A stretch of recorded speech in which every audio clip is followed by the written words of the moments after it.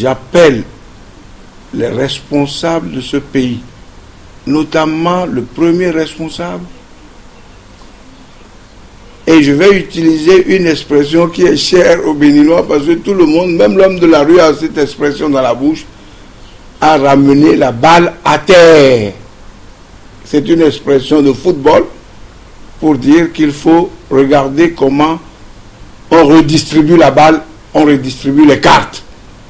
Il faut redistribuer les cartes dans ce pays aujourd'hui pour permettre aux fils et aux filles de ce pays de définir ensemble les conditions dans lesquelles ce pays doit être géré sur le plan du développement économique désormais.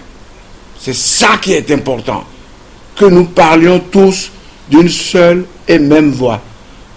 Aujourd'hui, on sait ce que veulent les Béninois. Tous les Béninois, on sait ce qu'ils veulent. On les a interrogés suffisamment longtemps pour savoir quels sont leurs besoins primordiaux. Eh bien, qu'on prenne ces besoins primordiaux et qu'on commence à tout faire, à nous donner les ressources pour l'exécution de la réponse à ce qu'un gouvernement crédible peut donner à la résolution de ces besoins primordiaux. Voilà ma position aujourd'hui, voilà mon appel. Donc l'appel à tous ces pays, dans la paix et dans la sérénité de chaque parti, qu'on soit d'accord ou pas avec le gouvernement, qu'on mette la balle à terre et que ceux qui sont désignés dans le monde entier comme les créateurs de richesse, un pays ne peut pas vivre sans richesse. Un pays doit vivre avec la création de la richesse.